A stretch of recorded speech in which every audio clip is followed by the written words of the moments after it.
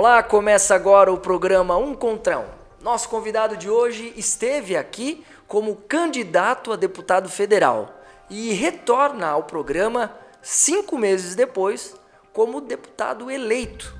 Eu estou falando de Rafael Pezente, que vai assumir uma cadeira na Câmara dos Deputados em Brasília a partir do ano que vem. Rafael, novamente, um prazer tê-lo aqui. Tive a oportunidade de entrevistá-lo no dia 10 de maio, hoje aí mais de 5 meses depois. Conversávamos inclusive após a gravação do Um Contra Um naquela ocasião, que seria de fato um prazer, uma honra recebê-lo como deputado eleito, e isso se concretizou. Seja muito bem-vindo. Muito obrigado, cara. Estou satisfeito demais de estar aqui, como eu já falei naquela outra entrevista, ocupando a cadeira que gente muito mais importante do que eu já ocupou, né? E agora, como deputado federal eleito, olha a responsa pro guri. Sem dúvida. E antes de fazer qualquer pergunta, eu justamente gostaria de aproveitar o espaço para te parabenizar pela eleição, desejar em nome da Vale Europeu TV e acho que de todos os eleitores do Alto Vale, sucesso, sabedoria e serenidade nesse desafio que é aí tão importante e justamente no momento crucial que o nosso país ele está vivendo. Então, primeiro de tudo, eu honestamente gostaria de saber se você esperava essa quantidade representativa, significativa de votos. E como foi, depois de 45 dias de campanha, mais o período de pré-campanha, receber a notícia que aquele sonho de se tornar um deputado havia se tornado realidade? Olha, Gui, sinceramente, eu esperava. Não foi surpresa para mim conseguir 68.208 votos, porque a gente trabalhou demais para conseguir isso. Tínhamos uma meta, né, de alcançar 70 mil votos. Essa meta foi praticamente alcançada, porque a gente imaginava que com 70 mil votos conseguiríamos ficar pelo menos em terceiro lugar no partido. E o MDB deveria fazer 3 cadeiras para deputado federal. Eu só não esperava que os meus concorrentes internos, que eram meus companheiros de partido também, tivessem uma votação menor do que de fato, né, a gente imaginava que teriam. E aí, por pouco que o MDB não coloca só 2 deputados federais. Eu já sabia que seria muito difícil eu conseguir fazer mais votos do que Chiodini e Cobalcini, que são nomes já há muito tempo na política, com uma estrutura muito forte e vindo de regiões muito grandes com bastante voto. Eu estava disputando voto a voto com um vampiro dentro do meu partido, que, deputado estadual eleito, assumiu a Secretaria de Estado da Educação e, com uma estrutura muito grande, com uma força muito grande do governo do Estado, conseguiu se capilarizar. Então, eu tinha noção de que a minha disputa era diretamente com o vampiro, a minha disputa interna. E eu, fazendo mais votos do que ele, eu deveria ocupar a 3ª cadeira do MDB. Agora, foi peleia, meu amigo, porque com 99% das urnas apuradas no domingo, dia 2 de outubro, a gente não tinha certeza ainda de que daria certo ou não. Fizemos 68.208 votos. Eu faço questão de frisar esses 208, porque se eu tivesse tirado 194 votos a menos do que eu tirei, hoje eu seria suplente de deputado, não deputado federal eleito. Então, foi uma campanha de muito trabalho e que teve a participação de muitos amigos. Eu não imaginava que tinha tanto amigo, tanta amiga e que a minha família me dá tanta força também. Quando dizem que cada voto importa, muitas pessoas acham que é uma frase clichê, mas você é prova viva de que isso é pura realidade. Com certeza. Aqueles 3, 4 votos, aqueles 5, aqueles 7 que você que está em casa nos assistindo buscou, talvez de uma outra cidade, aquele pedido no WhatsApp, fizeram a diferença. Se não fossem esses votos, certamente, hoje até talvez estivesse dando entrevista aqui, mas como um candidato derrotado. Assim não. Assim, hoje está aqui na tua frente um guri de 35 anos que tem a responsabilidade muito grande de representar Santa Catarina lá no Congresso Nacional. Você comentou que com 99,9% das urnas apuradas ainda havia uma dúvida se daria certo ou não. Conta pra gente em que momento você recebeu a notícia. Você lembra do horário que era? Se já era madrugada? Enfim, como realmente foi essa confirmação? Não era de madrugada ainda, mas era já depois das 10h30 da noite. E a gente já tinha, inclusive, se preparado para a derrota, eu vou confessar para ti, tá? era um clima de velório lá naquele escritório em Ituporanga, onde a gente estava acompanhando a apuração, porque estávamos todos muito confiantes, mas rapaz, eu fiz todo tipo de conta, não tinha como o MDB colocar 3 deputados federais. Nosso partido fez menos votos do que eu achava que ia fazer. E aí eu pensei, caramba, não vai dar certo, cara. E aí 2 anos e meio da minha vida que eu trabalhei tanto, me dediquei só para isso acontecer, infelizmente foram jogados fora. Aí quando a gente já estava até se preparando para ir para casa, né, todo mundo muito cabisbaixo, triste, aquela carinha de choro, aí teve um maluco lá que eu não sei quem era e gritou, olha, aqui na rádio parece que deu. Não pode ser verdade. Ó, no outro site aqui conta que nesse momento está eleito.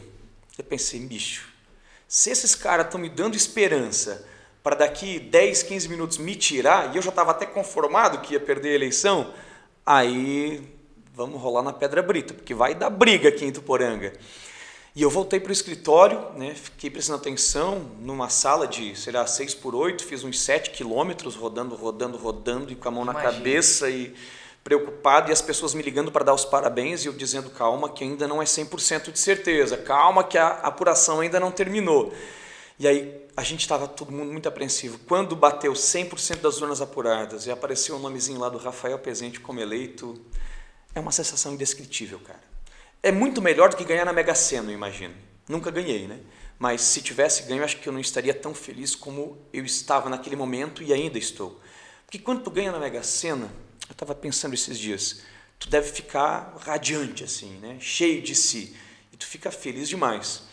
Mas quando tu ganha uma eleição como essa, de deputado federal, cara, muita gente fica feliz contigo. E aí tu está realizando o sonho de tantas outras pessoas que estavam, durante toda a campanha, depositando, né, confiança, esperança em ti.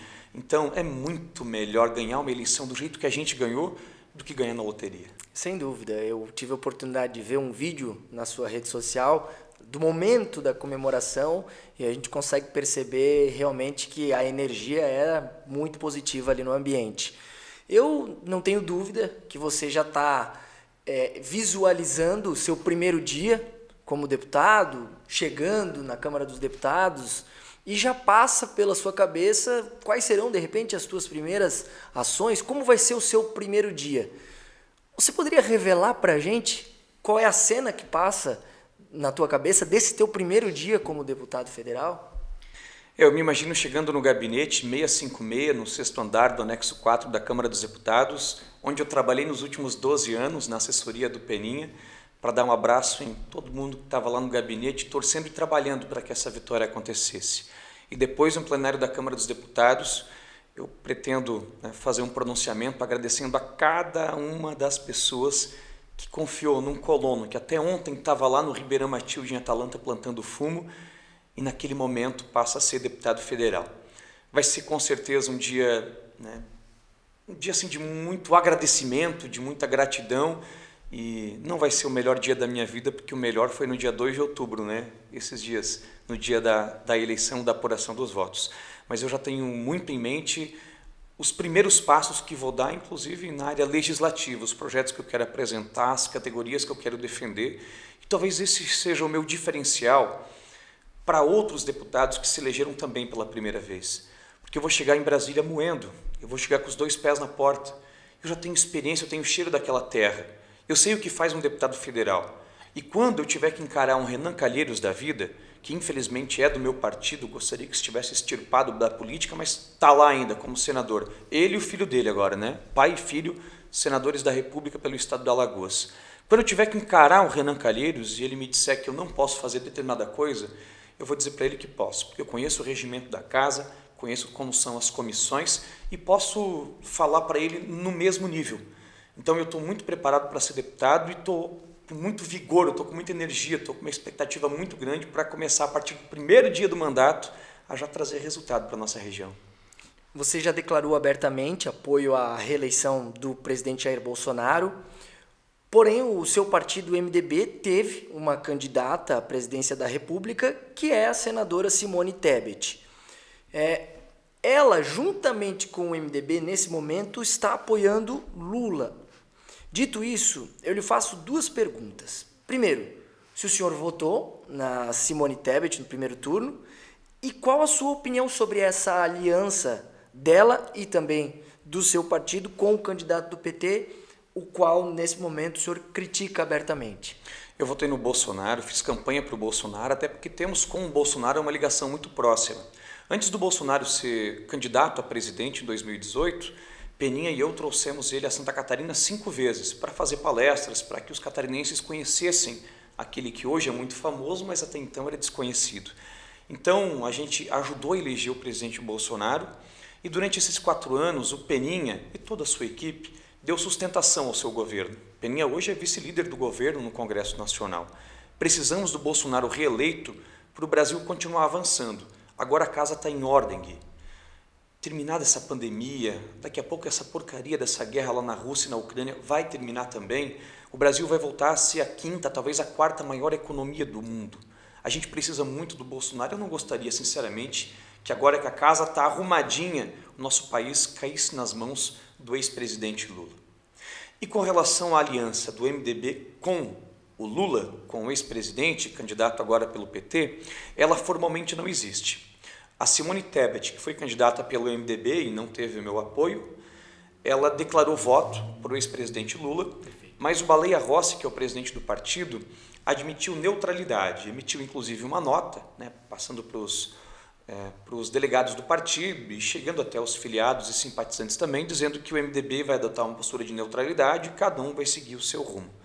É uma nota, sim, para enganar um pouco, para inglês ver, porque a Simone Tebet, dentro do MDB, hoje é uma grande liderança, foi candidata a presidente, fez 4 ponto não sei quantos por cento de votos. É muito voto, cara, muito voto.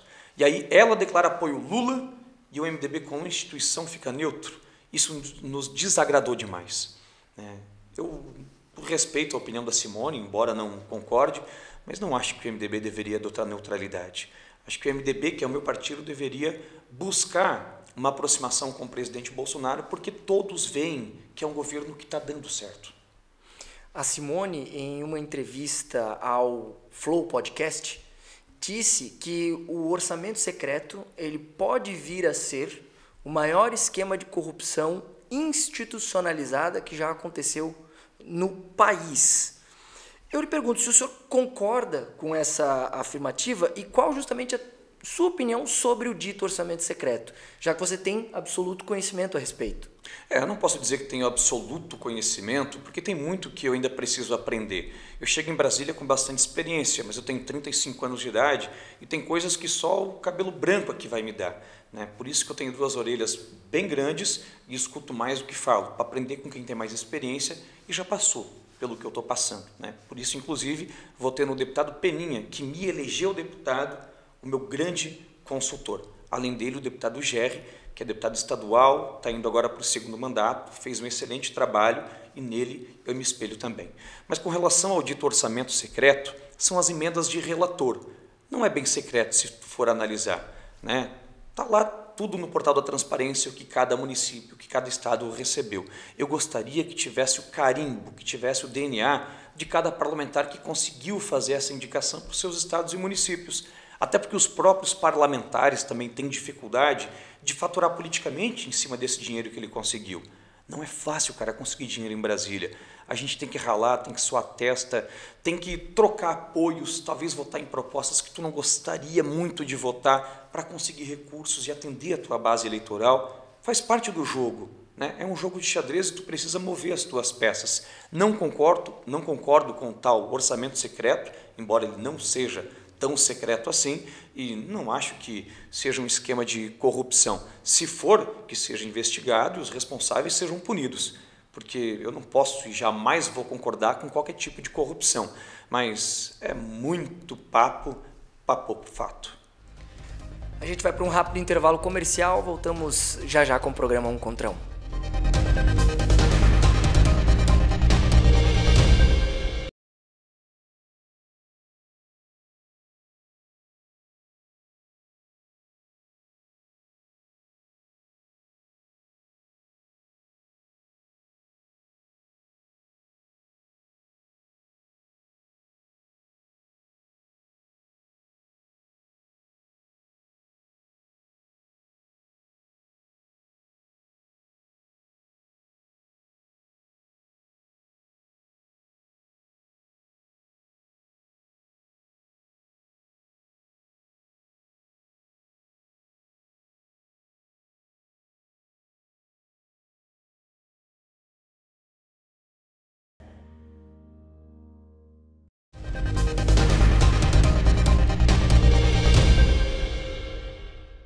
Programa 1 contra 1 de volta, recebendo novamente Rafael Pezente. Ele esteve aqui no mês de maio como candidato a deputado federal e hoje é deputado federal eleito pelo MDB de Santa Catarina. Rafael, qual avaliação você faz da nova composição do Congresso Nacional? Para a nossa região, considera que a eleição foi boa, foi positiva? Foi muito positiva. Eu tive contato com a maioria dos parlamentares federais eleitos por Santa Catarina e todos mostraram algo muito positivo, que é a junção dos deputados e senadores em prol de uma causa só, que é Santa Catarina. Já tínhamos isso na legislatura que agora está terminando, mas essa próxima vai ser ainda melhor. Tem muita gente boa, cara, muita gente inteligente, que se elegeu com uma porção de voto e vai estar lá à disposição do Estado, não só dos seus eleitores. Para a nossa região foi muito boa também, porque nós ampliamos a nossa representatividade. Falávamos tanto na campanha do voto regional, de não desperdiçar a nossa força política, e a população entendeu muito bem isso aí. Tanto é que nós elegemos Rafael Pezente no lugar do Peninha, mantivemos o Gilson Marques, que apesar de morar em Pomerode, nascido também aqui em Rio do Sul, colocamos Jorge Guetem com uma excelente votação. Lá em Brasília temos 3 deputados federais, além de nós termos reelegido o deputado Gerry Comper, que saiu do Alto Vale eleito, sabia? Se ele não tivesse voto em nenhuma outra cidade de Santa Catarina, ele ainda assim seria deputado estadual. O Alto Vale abraçou o Gerry com razão. Muito interessante isso. Porque o Gerry realmente fez muito pelo Alto Vale. E ainda conseguimos eleger o deputado Oscar Gutz, lá de Pouso Redondo, que é uma pessoa sensacional, extraordinária. Não sei, você deve conhecer muito bem o Oscar. Ex-prefeito da cidade. O cara é mais simples que um Corsé 1, gente boa, um cara boa praça mesmo, né? Aquele que tu gosta de abraçar e chamar de amigo, assim. Eu tenho certeza que pela experiência que ele tem na política, como prefeito reeleito de Pouso Redondo, vai fazer um grande trabalho lá em Florianópolis. Eu estou falando de Alto Vale do Itajaí, mas se a gente ampliar um pouco o leque, nós temos também outros deputados estaduais que representam o Vale e federais, porque Blumenau não tinha nenhum deputado federal na legislatura passada. Agora tem Ana Paula Lima, que é do PT, né, que é um partido que não comungo das ideias, mas é mais uma força política para brigar pela nossa região. E nós temos, quem é, meu Deus do céu, deputado federal? Temos mais um, o Ismael. O Ismael, que era estadual do PSD, foi para deputado federal e conseguiu uma boa votação, se reelegeu também. Além disso, o Jorge Seife Júnior, que é senador, que tem base em Itajaí, vai nos ajudar a defender o Vale. Então, um monte de gente que não estava na legislatura passada, agora nessa legislatura vai estar. E a gente já teve uma conversa prévia e vamos trabalhar muito juntinho, viu? Ombreado pelas causas de interesse da nossa região. Bom, Rafael, há quem diga que você enfrentou rejeição à sua candidatura até mesmo dentro do próprio MDB e que algumas pessoas do partido teriam trabalhado, digamos, contra a sua eleição. Isso procede? E como você encarou tudo isso ao longo desse processo? Procede, eu acho que é extremamente natural. Tu imagina um menino de 35 anos, da roça, que nunca tinha disputado uma eleição para vereador, prefeito, estadual, vai direto para deputado federal, ocupando um espaço que já foi, olha só, do J. Tomé, Ivo Vanderlinde, João Matos e Peninha. Como é que eu vou conseguir a unanimidade do partido? É natural que a gente tenha que encarar umas testas franzidas e uns narizes um pouco tortos. Eu encarei com muita naturalidade. Entendi também o lado dessas outras pessoas que não nos receberam tão bem, mas isso faz parte do processo.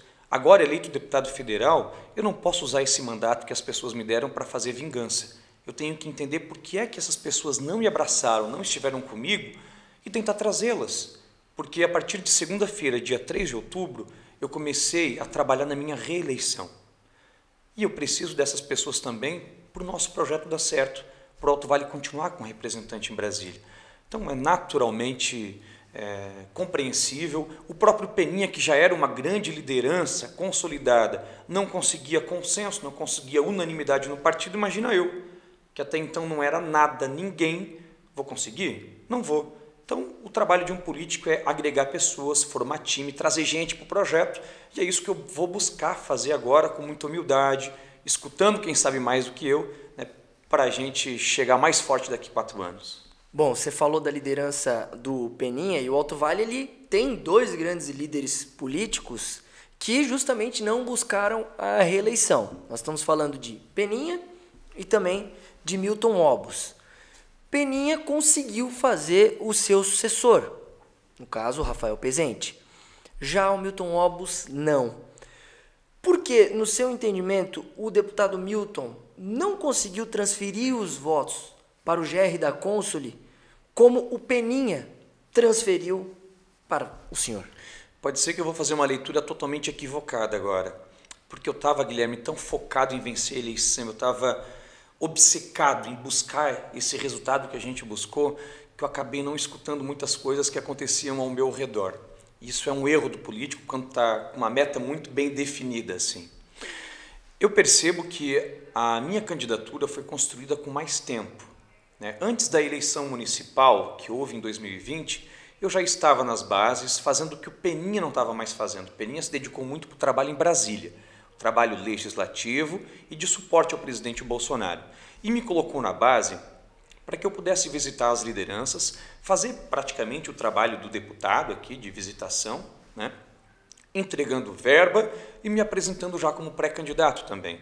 Então foi um projeto construído, né? Eu não saí do nada e cheguei aqui como deputado federal por acaso, né? Graças a um trabalho que foi feito tijolinho por tijolinho.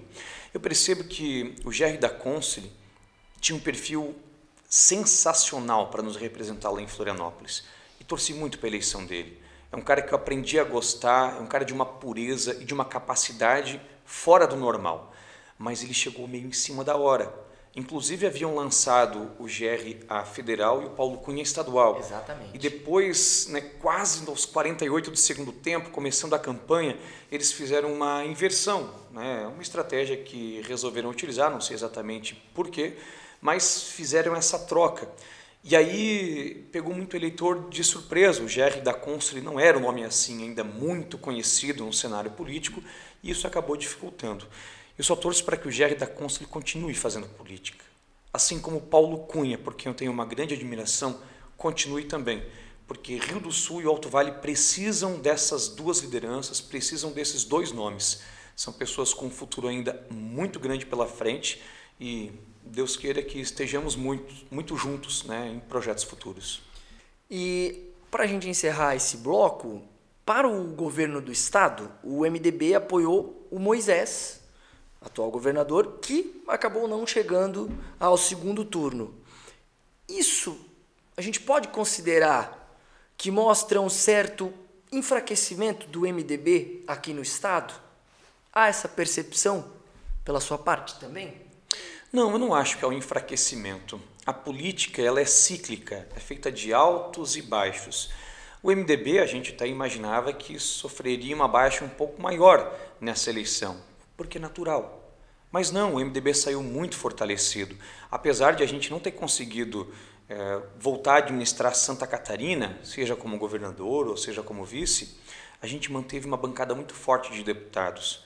Pense só, 4 anos atrás, nós elegemos 3 deputados federais, 9 estaduais e mantivemos um senador, que era o Dário Berger. Mas fizemos 9 estaduais porque havia coligação. O PSDB é que serviu como arrendeiro. E se não fosse essa coligação com o PSDB, o MDB teria feito só 7 estaduais. Tá? Então, segundo as atuais regras, nós faríamos 3 federais, 7 estaduais e manteríamos um senador. Como é que ficou agora? Mantivemos os 3 federais, fizemos 6 estaduais e temos uma senadora, que é a dona Ivete. Até porque o Jorginho Melo deve até ter comprado o paletó para posse, né? Imagino que só o Décio Lima imagine que vai vencer essa eleição.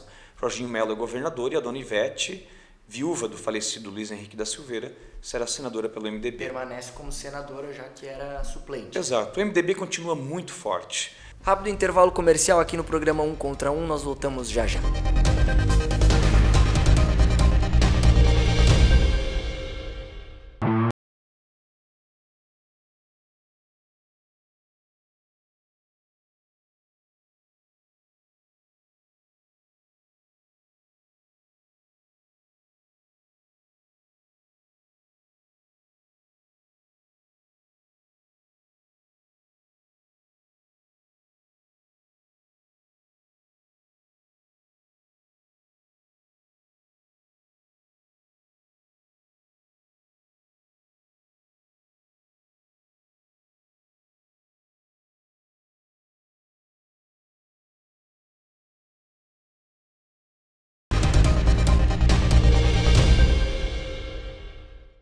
De volta com o programa Um Contra Um, hoje recebendo o deputado federal eleito pelo MDB de Santa Catarina, Rafael Pezente. Rafael, nós já comentamos aqui que nesse segundo turno o senhor apoia a reeleição do presidente Jair Bolsonaro, já votou no presidente Jair Bolsonaro, inclusive no primeiro turno.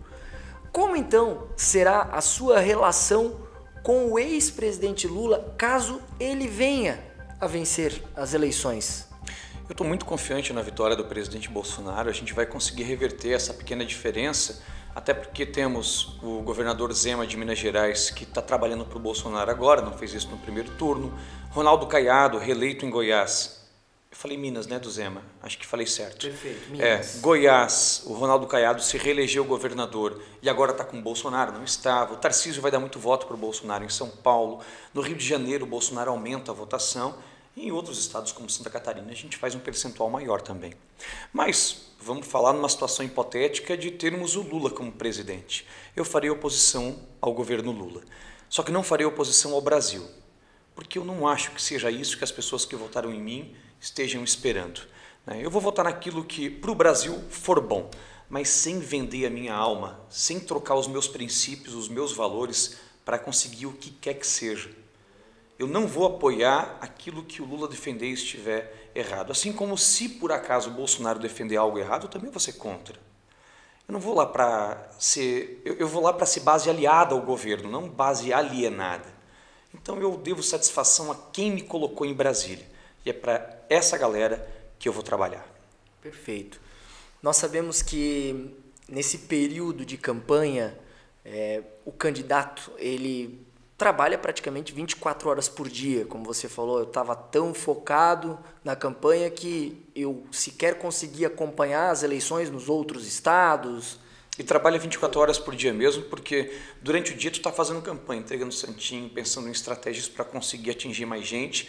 E de noite, quando tu vai dormir, tu demora para dormir, porque a tua cabeça está assim pirada, cara. Imagina. E aí quando dorme, tu sonha com a eleição. Então eu estava pedindo voto acordado e dormindo, sabe? Então é 24 horas por dia mesmo. E nesse contexto, eu gostaria que o senhor revelasse qual foi a situação mais difícil, ou mais tensa, ou mais triste que você encontrou, enfrentou durante a campanha, e qual aquela situação mais gratificante que te marcou de forma positiva. Uma situação assim que te marcou negativamente e uma situação positiva. Eu só posso falar isso de forma genérica. Eu gostaria de poder citar nomes, mas é tão ruim quando tu abraça alguém durante muito tempo e essa pessoa, quando tu mais precisa, que aquele momento da eleição, da campanha, te vira as costas. Então, lidar com ingratidão, cara, é brabo. Isso aconteceu? Aconteceu. Em todas as campanhas isso acontece.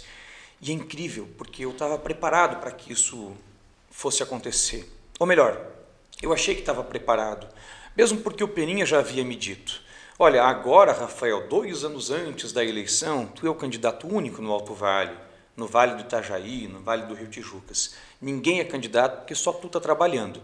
Então tá todo mundo contigo, tu vai fazer 1,5 milhão de votos, é uma maravilha. Quando começar a campanha, o negócio vai afunilar e pessoas que estão contigo agora vão acabar assumindo outros compromissos. Então tu tem que estar preparado para isso. Não, deputado, eu sei, eu vou estar preparado, eu sei como é que essas coisas funcionam. Mas é incrível, quando acontece, tu sente. É tipo a tua avó que está com 99 anos, está na UTI, entubada, tu sabe que ela vai falecer. Mas quando ela falece, aí tu sente. Aí o baque vem. Então a ingratidão é o tipo de coisa que ainda mexe muito comigo, porque eu não sou ingrato. Eu sou muito leal, muito fiel àqueles que me ajudaram a ser quem hoje eu sou. E teve gente pra caramba, cara. Eu só consegui chegar onde eu cheguei porque, meu Deus do céu, muita gente me abraçou. E aí, como eu sou muito grato a quem me ajudou, eu tenho dificuldade para lidar com os ingratos que a gente encontra pelo caminho. E uma situação gratificante, positiva, que talvez ficou na tua memória: poxa, esse dia fez a minha campanha valer a pena. Aconteceu em setembro, não lembro se foi 12, 13 ou 14, lá em Dionísio Cerqueira. Dionísio Cerqueira é um município que fica lá na fronteira com a Argentina e na divisa com o Paraná. Se tu bota um pé pro lado, tu já está em Bernardo de Irigoyen, dá até para ir lá comprar um pouco de vinho, a gente sempre faz isso, viu? Não durante a campanha, porque era só voto. E se bota um pé para o outro lado, já está no Paraná, na cidade de Barracão. Lá em Dionísio Cerqueira, nós obtivemos 1.031 votos. Eu fui o deputado federal mais votado do MDB, apesar de estar disputando voto a voto com gente que mora ali na região, né? E gente forte do meu partido. Mas sabe por que eu consegui tanto voto lá? Porque as pessoas são muito agradecidas pelo que o Peninha fez na área da saúde por elas. Quando o Peninha era deputado estadual, ele mantinha uma casa de apoio em Florianópolis, para aquelas pessoas não precisarem se deslocar de Dionísio Cerqueira, irem até Florianópolis e aí fazer um tratamento de saúde e não terem onde ficar. Às vezes a mãe leva a criança para o hospital, a mãe não tem como ficar lá, ou vice-versa, o filho leva a mãe para lá, o filho não tem como ficar. E o Peninha mantinha uma casa de apoio, né, uma casa de acolhimento. E aí lá, eu fui abraçar lá no interior, na linha São Paulo, uma mulher para pedir o voto a ela, e quando ela me viu, ela chorou, porque ela reconheceu o número 1510 como sendo do Peninha. E ela já não via o Peninha há muito tempo.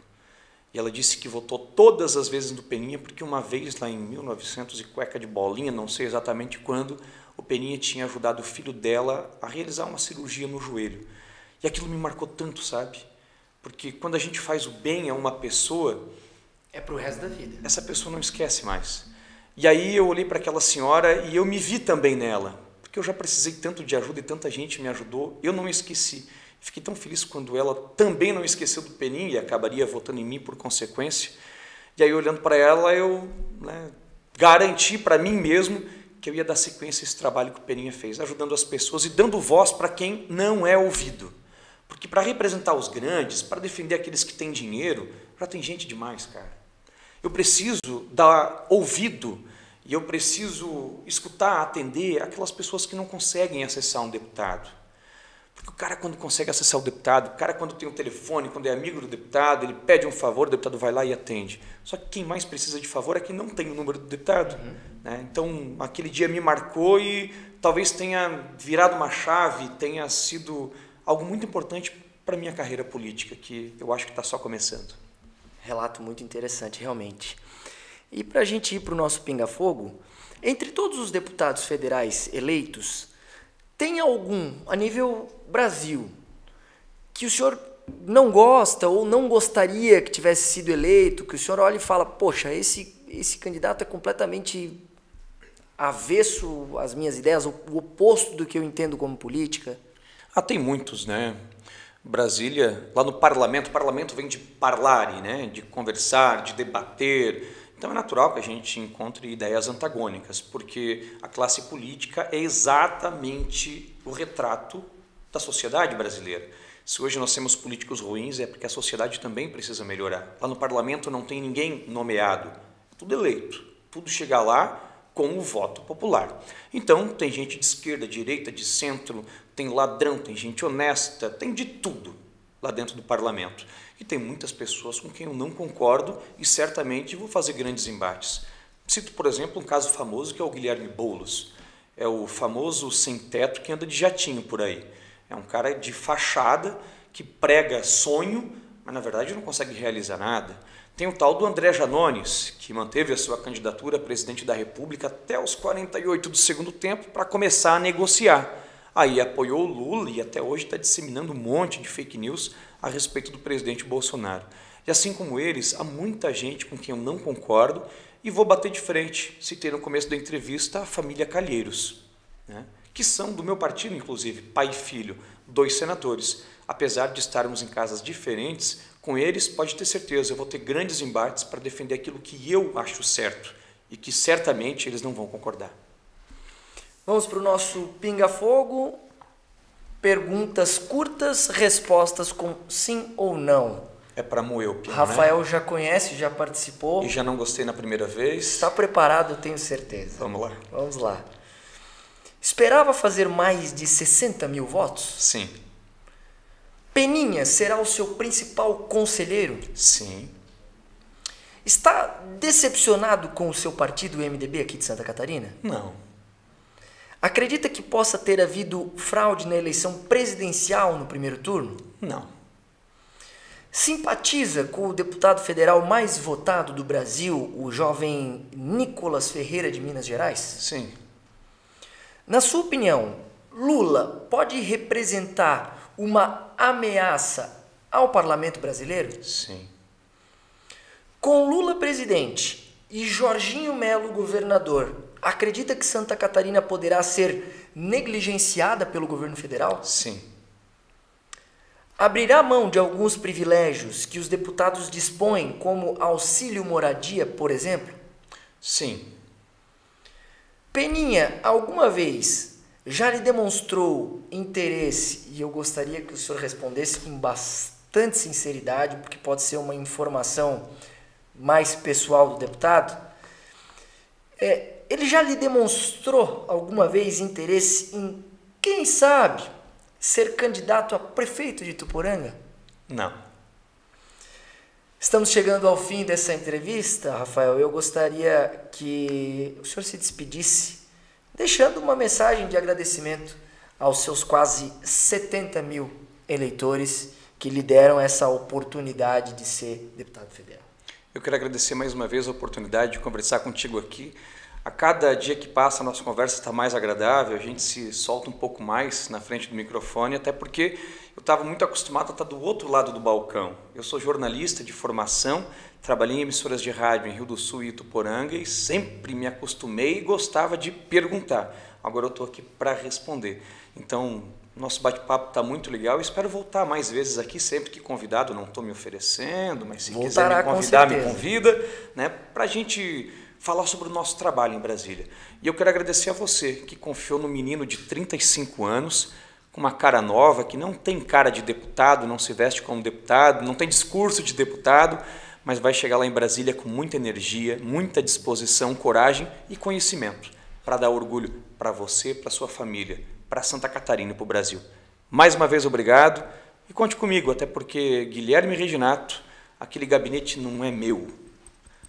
É meu, de mais 68.207 pessoas. E é seu também, né? Você está pagando essa conta. Muito obrigado mais uma vez. E assim como comentamos na abertura do programa, nós desejamos, toda a equipe da Vale Europeu TV, todos os eleitores do Alto Vale, desejamos muita serenidade, boa sorte e muito sucesso, porque o nosso país, a nossa região, o nosso estado precisa de pessoas boas e pessoas honestas e pessoas bem intencionadas na Câmara. Então, desejamos que façam um ótimo trabalho. Obrigado mais uma vez. Valeu, eu que agradeço e até a próxima. Que não demore muito. Que não demore muito. Nós vamos ficando por aqui no programa Um Contra Um. Voltamos na semana que vem com muito mais. Obrigado pela sua audiência. Até lá.